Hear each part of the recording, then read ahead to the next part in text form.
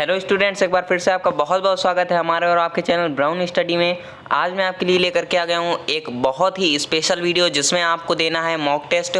जी हाँ, आपको mock test देना है। इसमें आपको 20 क्वेश्चंस कुल टोटल दिए जाएंगे। 20 क्वेश्चंस में से यदि आपके 15 प्लस क्वेश्चंस सही होते हैं तो आपकी तैयारी बहुत ही अच्छी चल रही है, और यदि आपके क्वेश्चंस 10 के अंडर में आते हैं, मतलब 10 के आपके नीचे होते हैं, डाउन होते हैं, तो वहाँ पर आपको थोड़ी मेहनत करने की ज़रूरत है। तो यहाँ पर आज का वीडियो स्टार्ट करते हैं और आपको बता देते हैं कि यहाँ पर हर एक क्वेश्चन के बाद में थोड़ा टाइम आपको दूंगा सोचने का। उसमें आप सोच लीजिएगा और अपना राइट आंसर अपने दिमाग में माइंड कर लीजिएगा। उसके बाद मैं आपको राइट आंसर बता दूंगा। बाद में जिसके जितने स्कोर होते हैं वो आप हमें कमेंट बॉक्स में ज़रूर बताइएगा, ताकि हमें पता चल सके कि आपकी तैयारी कैसी चल रही है। तो चलिए बढ़ते हैं अपने फर्स्ट क्वेश्चन की ओर। फर्स्ट क्वेश्चन आपकी स्क्रीन पर यहाँ पर दिया गया है। बोला जा रहा है तमिलनाडु का सर्वाधिक लोकप्रिय त्यौहार कौन सा है। आपसे क्या बोला गया? आपसे बोला जा रहा है तमिलनाडु का सर्वाधिक लोकप्रिय त्यौहार कौन सा है। तो यहाँ पर आपका राइट आंसर क्या हो जाएगा, अपने अपने दिमाग में से आप लोग सोच लीजिए पहले।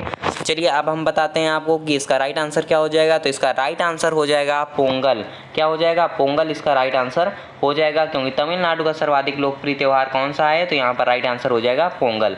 चलिए बढ़ते हैं अगले क्वेश्चन की ओर। अगला क्वेश्चन यहाँ पर दिया गया है, सेकंड नंबर। बोला जा रहा है यहाँ पर गुट निरपेक्षता का मूल रूप से क्या अभिप्राय है। आप लोगों ने काफ़ी बार न्यूज़ में भी सुना होगा कि गुट निरपेक्ष राष्ट्र है हमारा भारत। तो यहाँ पर गुट निरपेक्षता का आशय क्या होता है, मतलब क्या होता है, आपको ये पता होना चाहिए। तो यहाँ पर आपको जो ऑप्शन दिए गए हैं उसको आप देखिए।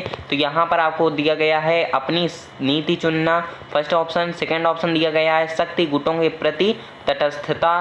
थर्ड नंबर आपको दिया गया है विश्व में शांति और एकता लाना, और फोर्थ नंबर इनमें से कोई नहीं। तो यहाँ पर आपको बताना है इनमें से कौन सा सही होगा ऑप्शन, और क्वेश्चन क्या था? गुट निरपेक्षता। ठीक है, तो यहाँ पर आप अपने अपने दिमाग में सोच लीजिए। अब मैं आपको आंसर बताता हूँ। इसका राइट आंसर हो जाएगा शक्ति गुटों के प्रति तटस्थता। क्या हो जाएगा? शक्ति गुटों के प्रति तटस्थता। अब देखिए इसका मैं मतलब बता देता हूँ कि मतलब क्या होता है। अब देखिए यहाँ बोला गया शक्ति गुटों, जैसे कि काफ़ी सारे राष्ट्र हैं वो सभी शक्तिशाली हैं, जैसे अमेरिका हो गया, रूस हो गया, काफ़ी राष्ट्र हैं। उसके बाद जैसे बोला गया इस क्वेश्चन में कि शक्ति गुटों के प्रति तटस्थता। तो यहाँ पर क्या है कि इसका आशय ये होता है कि यदि कोई राष्ट्र ऐसा है जो गुट निरपेक्ष है, तो उसका मतलब क्या है कि वह राष्ट्र जो होगा वो अपना मत स्वयं रखेगा, किसी के दबाव में आकर के अपना मत नहीं रखेगा, चाहे वो सिंगल राष्ट्र ही क्यों ना हो। ठीक है, तो भारत जो है वो गुट निरपेक्षता के सिद्धांत पर कार्य करता है, गुट निरपेक्ष राष्ट्र है, क्योंकि कभी भी कोई भी सम्मेलन होता है, ब्रिक्स वगैरह या कहीं पर भी कोई भी होता है, तो अपना जो है वो अपना मत अलग से रखता है, इसलिए उसे गुट निरपेक्षता बोला जाता है। ठीक है, गुट निरपेक्ष राष्ट्र बोला जाता है। उम्मीद करता हूँ आपको अच्छे से समझ में आ गया होगा और आपका क्वेश्चन ये सही भी हुआ होगा। चलिए बढ़ते हैं अगले क्वेश्चन की ओर। अगला क्वेश्चन आपकी स्क्रीन पर दिया गया है, थर्ड नंबर। बोला जा रहा है यहाँ पर एक सुपरसोनिक वायुयान की गति कितनी होती है। अब आपसे क्या बोला गया कि एक सुपरसोनिक वायुयान मतलब क्या है, जो युद्ध पोतक विमान होते हैं, जो सुपरसोनिक होते हैं, जिनकी बहुत ज़्यादा तीव्र गति होती है। तो यहाँ पर बोला गया उनकी गति कितनी होती है, आपको ये बताना है। अब देखिए आपको ऑप्शन क्या दिए गए हैं। ऑप्शन बोला जा रहा है ध्वनि की चाल के बराबर होती है, या ध्वनि की चाल से कम, ध्वनि की चाल से अधिक, या फिर प्रकाश की चाल के बराबर। तो यहाँ पर आपको बताना है क्या आपका राइट आंसर हो जाएगा। अपने अपने मन में सोच लिया होगा आपने। अब मैं आपको आंसर बता देता हूँ। तो यहाँ पर जो आपका राइट आंसर हो जाएगा वो हो जाएगा आपका ध्वनि की चाल से अधिक। क्या हो जाएगा? ध्वनि की चाल से अधिक आपका राइट आंसर हो जाएगा। ठीक है, जो कि आपका दिया गया है ऑप्शन नंबर सी। चलिए बढ़ते हैं अगले क्वेश्चन की ओर। अगला क्वेश्चन यहाँ पर स्क्रीन पर दिया गया है, फोर्थ नंबर। बोला जा रहा है यहाँ पर स्पंज किसे कहते हैं। अब देखिए बोला गया है स्पंज किसे कहते हैं, तो आपको पहले बताना है कि स्पंज कहते किसे हैं, फिर मैं आपको एक्सप्लेन करके इसके बारे में बताता हूँ। तो यहाँ पर आपको अपने अपने दिमाग में सोच लेना है। आपने सोच लिया होगा उम्मीद करता हूँ। तो यहाँ पर अब मैं पहले आपको राइट आंसर बता देता हूँ। तो इसका राइट आंसर है कवक को। क्या हो जाएगा राइट आंसर? कवक को ही स्पंज कहते हैं। अब देखिए समझिए स्पंज होता क्या है। स्पंज जो होता है वो एक प्रकार का समुद्री जीव होता है, जो कि समुद्र की सतह में चिपक जाता है। मतलब क्या होता है कि उसके कोई कशेरुकी नहीं होता है, कशेरुकी जीव नहीं है वो, क्योंकि उसके रीढ़ की हड्डी नहीं होती है। तो स्पंज क्या होता है? एक प्रकार का जीव है जो कि समुद्र में पाया जाता है, खारे पानी का समुद्र जो होता है उसमें ज़्यादातर पाया जाता है। तो ये क्या है? कवक है। चलिए बढ़ते हैं अगले क्वेश्चन की ओर। अगला क्वेश्चन यहाँ पर दिया गया है, फिफ्थ नंबर। बोला जा रहा है यहाँ पर प्रस्तावना के अनुसार परम शक्ति किसके हाथों में होती है। आपसे क्वेश्चन पूछा पूछा गया कि प्रस्तावना जो है, संविधान की जो प्रस्तावना है उसके अनुसार परम शक्ति जो है, परम शक्ति का आशय क्या होता है कि सर्वोच्च शक्ति, ठीक है। तो सर्वोच्च शक्ति किसके हाथों में होती है? तो यहाँ पर आपको ऑप्शन दिए गए संसद, संविधान, राष्ट्रपति या फिर जनता। तो यहाँ पर आप अपने मन में सोच लीजिए पहले, अब मैं आपको बताता हूँ आपका राइट आंसर। तो यहाँ पर राइट आंसर हो जाएगा जनता। किसके हाथों में होती है? जनता के हाथों में होती है, क्योंकि जनता ही सब कुछ करती है, जनता ही चुनाव को आगे बढ़ाती है, ठीक है, चुनाव की प्रक्रिया को। तो चलिए बढ़ते हैं नेक्स्ट क्वेश्चन की ओर। नेक्स्ट क्वेश्चन आपकी स्क्रीन पर दिया गया है, 6 नंबर बोला जा रहा है यहाँ पर, नूरजहां का असली नाम क्या था? अब यहाँ पर आपको बताना है कि नूरजहां जो थी उनका असली नाम क्या था। आपको थोड़ी इसके बारे में जानकारी दे देते हैं कि नूरजहां थी कौन। अब आपको सबसे पहले ये पता होना चाहिए कि नूरजहां कौन थी। तो नूरजहां जो थी वो जहांगीर की पत्नी थी, ठीक है। जहांगीर जो थे उनकी पत्नी थी, जो कि मुगल शासक थे जहांगीर, उनकी पत्नी थी। तो उनका असली नाम क्या था ये आपसे पूछा गया है। तो यहाँ पर आपके ऑप्शन जो दिए गए उनमें से आपने गेस कर दिया होगा। अब मैं आपको बताता हूँ। तो यहाँ पर आपका राइट आंसर हो जाएगा मेहरुन्निसा। क्या हो जाएगा? मेहरुन्निसा उनका असली नाम था। तो यहाँ पर आपका राइट आंसर हो जाएगा ए नंबर। चलिए बढ़ते हैं अगले क्वेश्चन की ओर। अगला क्वेश्चन दिया गया है 7th नंबर बोला जा रहा है यहाँ पर, निम्नलिखित में से दिल्ली का अंतिम सुल्तान कौन था? आपको बताना है कि दिल्ली जो है, दिल्ली सल्तनत जो है उसका अंतिम सुल्तान कौन था, ये आपको बताना है यहाँ पर। तो यहाँ पर आपके ऑप्शन दिए गए हैं सिकंदर लोदी, दौलत खान लोदी, राणा सांगा या फिर इब्राहिम लोदी। तो यहाँ पर जो आपसे क्वेश्चन था कि दिल्ली का अंतिम सुल्तान कौन था, तो यहाँ पर आपका राइट आंसर क्या हो जाएगा? यहाँ पर आपका राइट आंसर हो जाएगा इब्राहिम लोदी। क्या हो जाएगा? इब्राहिम लोदी हो जाएगा आपका राइट आंसर। उम्मीद करता हूँ ये क्वेश्चन भी आपको अच्छे समझ में आ गया होगा और आपका सही हुआ होगा। चलिए बढ़ते हैं अगले क्वेश्चन की ओर। अगला क्वेश्चन यहाँ पर दिया गया है 8 नंबर बोला जा रहा है यहाँ पर, भारत के मुख्य चुनाव आयुक्त की नियुक्ति कौन करता है? अब देखिए, जो रेगुलर क्लास ले रहे होंगे बच्चे उनको पता होगा कि मुख्य चुनाव आयुक्त क्या होता है, ठीक है। मैं पहले भी इस टॉपिक पर चर्चा कर चुका हूँ कि मुख्य चुनाव आयुक्त क्या होता है। तो मुख्य चुनाव आयुक्त, एक बार फिर से आपको मैं बता देता हूँ कि मुख्य चुनाव आयुक्त जो होते हैं उनके ऊपर पूरी जिम्मेदारी होती है कि वो अच्छी तरह से निष्पक्ष होकर के चुनाव को आगे बढ़ाते रहें, ठीक है, चुनाव करवाएं अच्छे से। तो ये होता है मुख्य चुनाव आयुक्त का कार्य, ठीक है। तो यहाँ पर बोला गया कि इसकी नियुक्ति कौन करता है। ये क्वेश्चन मैंने आपको पहले समझाया था, बताया भी था। तो यहाँ पर ये क्वेश्चन आपका गलत नहीं होना चाहिए। यहाँ पर आप अपने मन में सोच लीजिए, फिर मैं आपको राइट आंसर बताता हूँ। तो यहाँ पर इसका राइट आंसर हो जाएगा राष्ट्रपति। क्या हो जाएगा?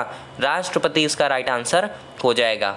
चलिए बढ़ते हैं अगले क्वेश्चन की ओर। अगला क्वेश्चन यहाँ पर दिया गया है 9th नंबर बोला जा रहा है यहाँ पर, निम्न में से कौन सा देश न्यूक्लियर सप्लायर्स ग्रुप NSG का सदस्य नहीं है? देखिए, आपको बताना है कि जो आपको ऑप्शन दिए गए हैं इनमें से कौन सा ऐसा देश है जो कि न्यूक्लियर सप्लायर्स ग्रुप NSG का सदस्य नहीं है। तो यहाँ पर जो आपको ऑप्शन दिए गए हैं वो है फ्रांस, रूस, अमेरिका या फिर ईरान। अपने मन में आपने सोच लिया होगा कि क्या होगा इसका राइट आंसर। अब मैं आपको बताता हूँ इसका राइट आंसर क्या होगा। तो यहाँ पर इसका राइट आंसर हो जाएगा ईरान। क्या हो जाएगा? ईरान, क्योंकि ईरान एक ऐसा देश है जिसने न्यूक्लियर सप्लायर्स ग्रुप से सदस्यता नहीं ली थी और सदस्य वो नहीं है। चलिए बढ़ते हैं अगले क्वेश्चन की ओर। अगला क्वेश्चन यहाँ पर दिया गया है 10th नंबर बोला जा रहा है, रेंगने और विसर्पण करने वाले कशेरुकी जंतुओं के प्रकार को क्या कहते हैं? अब आपको बताना है कि जो जंतु रेंगते हैं और विसर्प करते हैं वो उनमें से जो कशेरुकी जंतु होते हैं, जिनके कशेरुक होती मतलब रीढ़ की हड्डी होती है, तो वो जंतु जो होते हैं वो किस प्रकार के होते हैं? आपको जो ऑप्शन यहाँ पर दिए गए हैं वो हैं स्तनधारी, उभयचर, मृदुकवची या फिर रेप्टिलिया। तो यहाँ पर आपका राइट आंसर क्या हो जाएगा? सोच लीजिए। अब मैं आपको बताता हूँ इसका राइट आंसर क्या हो जाएगा। तो यहाँ पर इसका राइट आंसर हो जाएगा रेप्टिलिया। क्या हो जाएगा? रेप्टिलिया इसका राइट आंसर हो जाएगा। चलिए बढ़ते हैं अगले क्वेश्चन की ओर। अगला क्वेश्चन यहाँ पर दिया गया 11th नंबर बोला जा रहा है यहाँ पर, भारत में मौद्रिक नीति किसके द्वारा बनाई जाती है? क्वेश्चन क्या है कि भारत में मौद्रिक नीति जो बनाई जाती है, मुद्रा की जो नीति बनाई जाती है कि कितने धन को प्रिंट करना है, कितना क्या होना है, तो इसकी जो पूरी नीति होती है वो किसके द्वारा बनाई जाती है ये आपको बताना है इस क्वेश्चन में। तो चलिए आप को ऑप्शन जैसे कि दिए गए हैं वित्त मंत्रालय, राष्ट्रपति, RBI या फिर सेबी का नाम आपने ज़रूर सुना होगा, लेकिन क्या आपको इसका फुल फॉर्म पता है? नहीं पता है तो आज आप फुल फॉर्म इसका याद कर लीजिए बिल्कुल अच्छे से, क्योंकि इसका फुल फॉर्म मैं बता रहा हूँ क्या होता है। सेबी का फुल फॉर्म होता है securities and exchange board of India. क्या होता है सेबी का full form? Securities and exchange board of India होता है इसका फुल फॉर्म।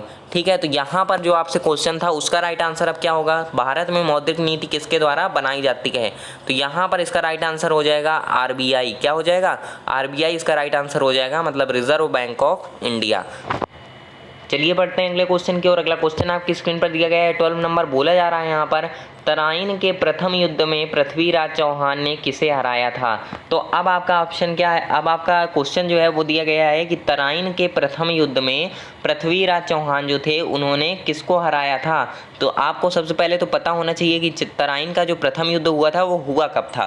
तो यहाँ पर इसका राइट आपको बता देते हैं कि तराइन का जो प्रथम युद्ध हुआ था वो कब हुआ था, तो 1192 ईस्वी में हुआ था। कब हुआ था, 1192 ईस्वी में हुआ था। और किसके किसके बीच हुआ था, पृथ्वीराज चौहान के बीच में। और पृथ्वीराज चौहान ने किसको हराया था, तो किसको हराया था, मोहम्मद गौरी को। तो यहाँ पर आपका राइट आंसर क्या हो जाएगा, मोहम्मद गौरी आपका राइट आंसर हो जाएगा।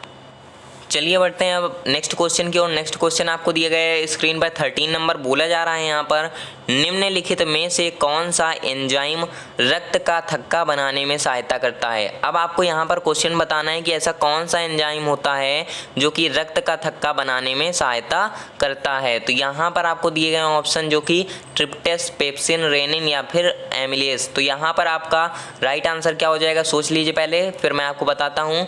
तो यहाँ पर आपका राइट आंसर हो जाएगा ट्रिप्टेस। क्या हो जाएगा राइट आंसर, ट्रिप्टेस आपका राइट आंसर हो जाएगा। ठीक है, जो कि आपको दिया गया है फर्स्ट नंबर। चलिए बढ़ते हैं अगले क्वेश्चन की ओर। अगला क्वेश्चन आपको दिया गया है 14 नंबर बोला जा रहा है, जनसंख्या की दृष्टि से विश्व में किस देश का प्रथम स्थान है। तो यहाँ पर आपसे बोला गया कि जनसंख्या की दृष्टि से विश्व में किस देश का प्रथम स्थान है। तो यहाँ पर आपको ऑप्शन दिए गए हैं, भारत, चीन, अमेरिका या फिर रूस। तो यहाँ पर आपको ये पता होना चाहिए कि जनसंख्या की दृष्टि से विश्व में जो चीन है उसका प्रथम स्थान है। ठीक है, तो यहाँ पर आपका राइट आंसर क्या हो जाएगा, चीन आपका राइट आंसर हो जाएगा। और आपको बता देते हैं कि चीन की जनसंख्या इस समय कितनी है, तो इस समय उसकी जनसंख्या है 139 करोड़। कितनी है, 139 करोड़ उसकी अभी की जनसंख्या है। चलिए बढ़ते हैं अगले क्वेश्चन की ओर। अगला क्वेश्चन आपको दिया गया है 15 नंबर बोला जा रहा है यहाँ पर, आधुनिक आवर्त सारणी किसने प्रस्तुत की थी। आपको बताना है कि आधुनिक आवर्त सारणी जो है वो किसने प्रस्तुत की थी। आपको ऑप्शन दिए गए हैं, मेंडलीफ, बरी, मोस्ले या फिर रदरफोर्ड। तो यहाँ पर आपका राइट आंसर क्या हो जाएगा, सोच लीजिए। तो यहाँ पर इसका राइट आंसर हो जाएगा मोस्ले। क्या हो जाएगा, मोस्ले जो थे उन्होंने आधुनिक आवर्त सारणी प्रस्तुत की थी। आधुनिक आवर्त सारणी जो है उसमें 7 आवर्त हैं और 9 वर्ग हैं। आपको ये पता होना चाहिए कि कितने आवर्त हैं, तो 7 आवर्त हैं और 9 वर्ग हैं। चलिए बढ़ते हैं अगले क्वेश्चन की ओर। अगला क्वेश्चन आपके स्क्रीन पर दिया गया है 16 नंबर बोला जा रहा है यहाँ पर, राज्यों में राष्ट्रपति शासन संविधान के किस अनुच्छेद के तहत लगाया जाता है। आपको बताना है कि राज्यों में राष्ट्रपति शासन जो होता है वो संविधान के किस अनुच्छेद के तहत लगाया जाता है। तो ये मोस्ट इंपॉर्टेंट क्वेश्चन है, अधिकतर एग्जाम्स में ये पूछा जा चुका है। ये आया था आपका एनटीपीसी के एग्जाम में क्वेश्चन, इसलिए मैंने इसको यहाँ रखा है। तो यहाँ पर बोला गया जो कि, तो यहाँ पर आपके ऑप्शन क्या हो जाएंगे सही, तो आपका ऑप्शन यहाँ पर सही हो जाएगा अनुच्छेद 356। क्या ऑप्शन आपको सही हो जाएगा, अनुच्छेद 356 आपका राइट आंसर हो जाएगा। चलिए बढ़ते हैं अगले क्वेश्चन की ओर। अगला क्वेश्चन यहाँ पर दिया गया है 17 नंबर बोला जा रहा है यहाँ पर, खालसा पंथ की स्थापना किसने की थी। अब आपसे पूछा गया कि खालसा पंथ की स्थापना किसने की थी। तो आपको सबसे पहले पता होना चाहिए कि खालसा पंथ की स्थापना हुई कब थी। इसकी स्थापना हुई थी 1699 को। ठीक है, कब हुई थी, 1699 को इसकी स्थापना हुई थी खालसा पंथ की। और की किसने थी, तो इसकी स्थापना की थी गुरु गोविंद सिंह ने। तो यहाँ पर आपका राइट आंसर क्या हो जाएगा, गुरु गोविंद सिंह इसका राइट आंसर हो जाएगा। चलिए बढ़ते हैं अगले क्वेश्चन की ओर। अगला क्वेश्चन यहाँ पर दिया गया स्क्रीन पर 18 नंबर बोला जा रहा है यहाँ पर, पानीपत का तृतीय युद्ध किसके किसके मध्य लड़ा गया था। अब आपको बताना है कि पानीपत का तृतीय युद्ध किसके किसके मध्य लड़ा गया था। तो सबसे पहले आपको पता होना चाहिए कि पानीपत का तृतीय युद्ध हुआ कब था एक्चुअली में। तो यहाँ पर आपको हम बता देते हैं कि पानीपत का जो तृतीय युद्ध हुआ था वो हुआ था 14 जनवरी 1761 ईस्वी को। कब हुआ था, 14 जनवरी 1761 ईस्वी को पानीपत का तृतीय युद्ध हुआ था। और ये लड़ा गया था अफगान और मराठाओं के बीच में। अब यहाँ पर सवाल उठता है कि अफ़गान की तरफ से कौन लड़ रहा था और मराठा की तरफ से। तो यहाँ पर आपको हम बता देते हैं कि अफ़गान की तरफ से लड़ने वाले का नाम था अहमद शाह अब्दाली और मराठा की ओर से लड़ रहे थे सदाशिवराव भाऊ। तो यहाँ पर आपका इसका जो क्वेश्चन था इसका राइट आंसर क्या हो जाएगा? इसका राइट आंसर हो जाएगा अफ़गान और मराठा। ठीक है, अब एक आपको इस क्वेश्चन से संबंधित आपको एक क्वेश्चन और बताता हूँ। एक क्वेश्चन यहाँ से बनता है कि पानीपत का जो मैदान था जहाँ पर पानीपत के युद्ध हुए थे, तो वो मैदान इस समय प्रेजेंट टाइम में कहाँ पर है? तो यहाँ पर आपका राइट आंसर हो जाना है वर्तमान में कहाँ पर है? तो हरियाणा में है। ठीक है, पानीपत का जो मैदान था वो वर्तमान समय में कहाँ पर है? हरियाणा में है। ठीक है, बढ़ते हैं अगले क्वेश्चन की ओर। अगला क्वेश्चन यहाँ पर दिया गया है 19 नंबर, बोला जा रहा है राज्यसभा का सभापति कौन होता है? तो यहाँ पर आपको बताना है राज्यसभा का सभापति कौन होता है। तो यहाँ पर आपका राइट आंसर हो जाएगा उपराष्ट्रपति। ये क्वेश्चन मैंने काफ़ी बार आप लोगों को बताया भी है, तो आपको ये क्वेश्चन आ जाना चाहिए था। देखते हैं आपके क्वेश्चन कितने सही होते हैं। यहाँ पर बोला गया था राज्यसभा का सभापति कौन होता है, तो यहाँ पर आपका राइट आंसर हो जाएगा उपराष्ट्रपति। चलिए बढ़ते हैं अगले क्वेश्चन की ओर। अगला क्वेश्चन आपकी स्क्रीन पर दिया गया है 20 नंबर। यहाँ पर देखिए क्या बोला गया, बोला जा रहा है हवाई जहाज का आविष्कार किसने किया था। क्वेश्चन में बोला गया कि हवाई जहाज का आविष्कार किसने किया था। तो यहाँ पर आपको जो ऑप्शन दिए गए हैं उसमें से आप सोच लीजिए क्या आपका राइट आंसर हो जाएगा। तो यहाँ पर आपका राइट आंसर हो जाएगा राइट ब्रदर्स। क्या हो जाएगा? राइट ब्रदर्स आपका राइट आंसर हो जाएगा, क्योंकि राइट ब्रदर्स ने ही हवाई जहाज का आविष्कार किया था। उम्मीद करता हूँ ये सभी के सभी क्वेश्चन आपको बहुत ज़्यादा अच्छे लगे होंगे और आपके 15+ स्कोर या 10+ स्कोर तो हुए ही होंगे। अगर नहीं हुए हैं तो कोई दिक्कत की बात नहीं है, आप इसी तरीके से मेहनत करते रहिए, आप एक दिन अवश्य सफल होंगे। ठीक है दोस्तों, तो इसी उम्मीद के साथ कि आपके अच्छे क्वेश्चन हुए होंगे, तो यहाँ पर आपको करना एक चीज़ है कि कमेंट बॉक्स में आपको बताना है कि आपके कितने क्वेश्चन सही हुए हैं। देखते हैं किसके क्वेश्चन सबसे ज़्यादा राइट होते हैं। तो चलिए, उम्मीद करता हूँ ये वीडियो आपको अच्छा लगा होगा। वीडियो अच्छा लगा हो तो लाइक कर दीजिएगा, दोस्तों के साथ शेयर कर दीजिएगा। चैनल को जिन्होंने सब्सक्राइब नहीं किया है वो चैनल को सब्सक्राइब करके बेल आइकन को दबा लीजिएगा। मिलते हैं कल नई एक और वीडियो के साथ, तब तक के लिए टेक केयर। जय हिंद, जय भारत।